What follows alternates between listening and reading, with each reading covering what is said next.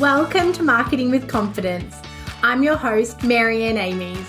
We're going to be talking all things digital and online marketing for business owners and marketing professionals. If you've been feeling overwhelmed by your digital marketing, be sure to listen along and you'll hear tips, interviews and more that will give you the confidence to create marketing you love. Welcome back to another episode of Marketing with Confidence. Today I'm going to be talking about local marketing tactics. Whether you're a bricks and mortar business or you're a business that wants to focus on a niche of an area, local marketing requires its own strategy and tactics that can be a little bit different to when you need or can target anywhere, anytime. Local marketing is such an opportunity because it gives us the chance to build community. And as we know, people buy from people they know and trust. And when it comes to local marketing, leveraging everything about being local, being part of the community can mean that you form stronger bonds and therefore can create more lasting relationships and to really have a stronger lifetime value with your clients. Local marketing generally is a more one-to-one or more human approach. And again, if you have a bricks and mortar business, if you have a hospitality business or you're a service provider, even say in healthcare, you're really going to want to embed yourself in that local community and be known as that local business of choice, capturing that market that's right there that, can get to you quickly, can get to you frequently. And that, again, that is unique. And in a world where online marketing and online business seems to dominate, there is something so human and approachable about local marketing. So today I'm going to give you 7 tactics you can use to strengthen up your local marketing. Before we dive into that, there's no surprise for listeners here that I'm going to kick off by saying you need to understand the market that you're working with. So again, this comes into our target market analysis, our ideal client profiling. It is so important to know the local target market. So if you already have a business that is local or you're looking to, take over a local area, you want to do your research. So you can use the ABS in Australia, the Australian Bureau of Statistics, to actually get quantitative research on a local area. So that's, the age spread, the gender spread, life stage, whether people are in families or single. You can get things like affluence. You can get religion. You can get schooling preferences. So there's a lot of data from every, I can't think how many years it is now that we do the census, but when we collectively as Australians do the census, that data is summed up and made publicly available on the ABS. So that can be really great for understanding. For example, if you were going to open a physiotherapy practice and you were tossing up between 2 local areas, jumping on the ABS can give you an idea of which area may have more ideal clients for you, which area has, maybe more young single people that are really into the gym, or that might have a more aging population that might need more rehab. So you can start to kind of see patterns and trends through that data and understand the quantitative environment that you're going into. And then, of course, with all local marketing and local approaches, we need to think of the qualitative. So this might not be something you can find from research, but it's definitely something you can find from talking to people that live in that area. Obviously, if you live in the area that you're establishing the business, you'll know a lot about this already, but you want to kind of get a sense of the sentiment in that local area. Are people, more traditional? Are people open-minded? Do people seem to be spending a lot on certain services? Again, whether that's beauty, whether that's health, whether that's wellness or, food, eating out, cafes, or, are they more conservative and they seem to be saving Or are they more conservative and they seem to be saving their money? You might also want to look at, mortgagees versus fully paid off homes versus renters, apartments versus, traditional homes. So density. So there's lots of great things we can look at if we're moving into an area or if we're already in an area to help us really look at who we're dealing with and what our ideal client may look like. Are they catching the train? Is it an area where people tend to commute on public transport to work? Or is it an area where people tend to drive or they don't have cars? There's so much data that we can pull, and that's so much easier in a local area. When you sort of try to target Australia-wide, you're dealing with so much variance. You're dealing with, on any given day, complete variance in climate from the top to the bottom, the east to the west. And, that's just climate. Then there's affluence, then there's buying patterns, behaviors, shipping and how easy it is to ship or the cost to ship, all those sorts of things when your local marketing become a lot simpler. So get really clear on this local area or this local area opportunity and who you're talking to so that you can also make sure you position yourself really appropriately. Then the first tactic I want you to think about is optimizing your online presence. So when it comes to your online presence, obviously, again, online is unbordered, but we can be strategic in how we optimize our website, our social media to make sure that we are attracting local customers and we're turning up in the conversations that local customers are having. So when it comes to your website, this involves your SEO. So you might need to put terms in your technical SEO that are around the suburb or suburbs that you're operating in. You might be operating in a small suburb and adjacent to that is a major suburb. So you might want to target your SEO more to the major suburb, knowing that's an area that people are more likely to search. But when they find out you're just 2 minutes down the road, you'll still be, a viable option for them to explore. You might also want to make sure your copy throughout your website continually refers to the local area and, again, those key suburbs.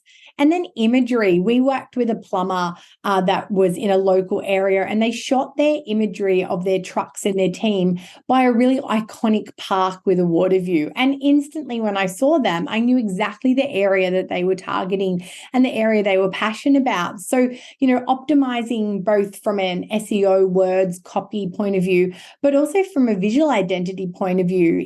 If you can and it works, show off that local area in your online presence to further embed the connection between you and the area. When it comes to social media, optimizing your online presence can be things like tagging the area in your posts. It can be using local hashtags. And of course, it can be jumping on local groups on things like Facebook and really engaging in there so people know that you're around servicing that area. Second top tip is leveraging Google My Business. Google My Business has become a tool, I guess it's gone to strength over the years. And in some ways, it's little known. And I almost find, again, to reference trades, that trades clients that come to us seem to understand the importance of Google My Business more than, say, healthcare professionals, beauty services, gyms, cafes. Google My Business is effectively a miniature social media platform that's all about the location. So you definitely want to make sure you have a Google My Business listing. You want your address in there. What a Google My Business address listing does, it shortcuts you to the top of the search results. So if I am in Cronulla and I search Cafe Cronulla, if there's a Google My Business listing that's tagging Cronulla and is near me, that map is going to pop on my desktop. That's going to pop on my phone, and I'm all of a sudden going to see your business on a map in front of me. And, when it comes to local marketing, what is more enticing for a customer than to put a request out and see the answer, 2 minutes down the road? It's such an easy win. So, claiming your Google My Business listing is the first step, and then optimizing it. So optimizing, often, again, you might have a really functional business name or a really short and sharp business name, Joe and Son Builders. That's great. But when it comes to your Google My Business listing, there's an opportunity to add in some SEO friendly words into that headline. So you might become, Joe and Sons Builders, residential and commercial new builds and renovations. So what we've done is we've taken our registered business name and we've just added a bit more context to it in the Google My Business listing. And what that does, it means is when someone searches for, builder or new home builder, residential builder in your suburb, you've got a higher chance of coming up than just trading on your name alone. Then Google My Business has lots of other amazing features. You can add lots of images. You obviously can generate reviews, and we'll talk about that a bit more later. But you can also do posts as well. So some of your social media posts that you're creating and putting out there, they can be repurposed and, not to the same frequency as social media, but once a week, once a fortnight, popping something up on Google My Business as a post. You can also do offers. You can also show frequently asked questions. You can also leave it open for people to leave you questions where you can then provide the answer. So Google My Business is a fantastic local marketing tactic, and I really think it's underutilized. Next up, number 3, we're going to talk about local content marketing. So local content touches a bit on what I spoke about before, is around how to take everything that's great about this local area that you are a part of and how to make it integral or centrifugal to your strategy, to your content creation. So as I said, taking photos in and around the local area and using them on your social media, using them on your website, immediately bonds your business to that local area. So you're creating videos, getting outside into, some of the most memorable or identifiable parts of your local area are again going to immediately bond you back to that area. Then there's things like blogs and often we can write blogs as a local business that foster that local content and use that local content as a hook for discovery. So for example, a few years ago, we worked with a real estate agent that was really building his portfolio within a specific suburb. So alongside of writing blogs that were, of course, about preparing your house for sale, about maximizing your sale price, about, what to look for when you're buying, what to do at an open home, we wrote content around what was great in the neighborhood. So we, reviewed the top 5 cafes in the neighborhood. We talked about the best dog parks in the neighborhood, the best coastal walks, best parks to take your kids to. So all of a sudden, we created content that brought people in the local community to this website and aided discovery in a new way. So all of a sudden, I may just be looking at cafes, but now I'm on this real estate agent's website and I've discovered them. I may not need a real estate agent straight away, but again, it puts them into my stratosphere. It gives me another touch point. And down the track, that may create memorability and that may be something that I come back to. And a great sort of step forward from local content is the next tactic, which is local advertising. So when it comes to local advertising, it's, I think if it starts with local content, it's even stronger. But it's how do we, gate our advertising to just target the local area. So this is where, social media ads are great because we can drop a pin and say, show my ad to people, 2 kilometers around this pin, 5 kilometers around this pin. And we can make ads that are really specific. If you are that physio that is focused on rehab and you drop a pin 2Ks around your practice and you set up the targeting in that ad campaign to match your ideal client profile. So, maybe it's men and women 55 plus, and you start talking about, rehabilitating injury or rehabilitating loss of movement. And again, a picture that shows a bit of the local area, you are going to be right in front of your target market in the most aligned way without the wastage.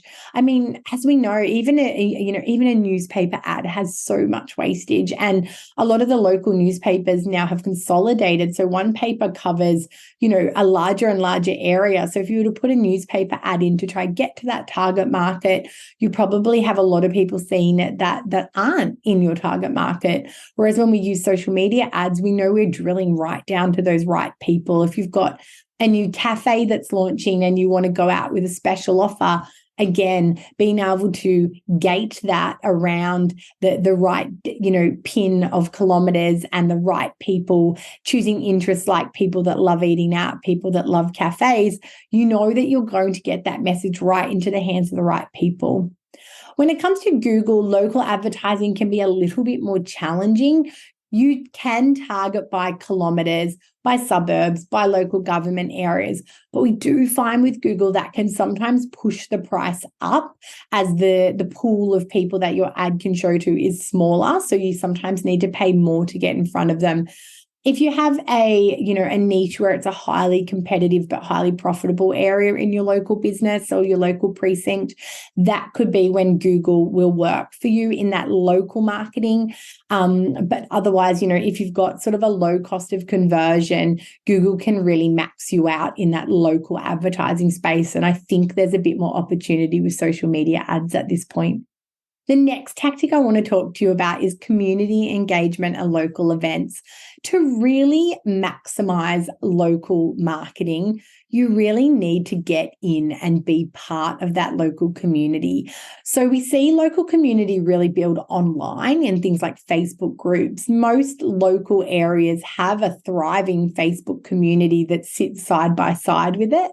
And within that, there may be advertising opportunities, there may be promotional opportunities. And that's a really great place to start.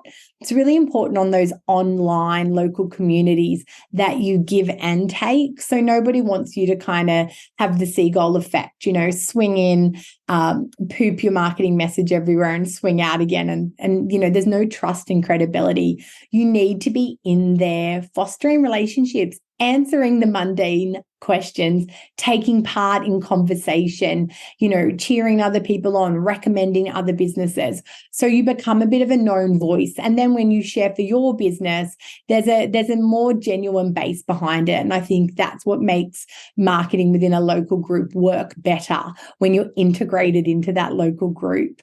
But then there's also, community engagement and local events. I'm not the biggest advocate of, whacking your logo on the back of the sports team jersey. I see that a lot. And to be honest, I don't know about you, but I've never really seen the logo alone on my kid's soccer jersey and thought, oh, geez, I should really work with that business. I think if you're going to sponsor any kind of sports team, you have to look at how you can extend beyond that logo on the jersey. So that could come down to the events that they have. Do they have an end of year celebration? Are you able to put a stall up and offer something to people? If you're a hands-on business, are you able to get down there and do something hands-on and demonstrate?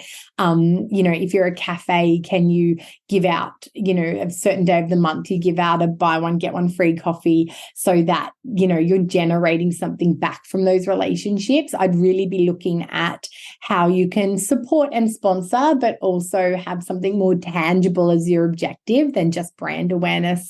Local events, if your local area does fetes or markets, they're another great way to get down and meet people. And, even though, you don't really want to stand behind a stall and just hand out flyers all the time, it's great to think of, could you run the barbecue? Could you sponsor and run the barbecue? And is that a way that you can chat to people, introduce yourself and introduce your business?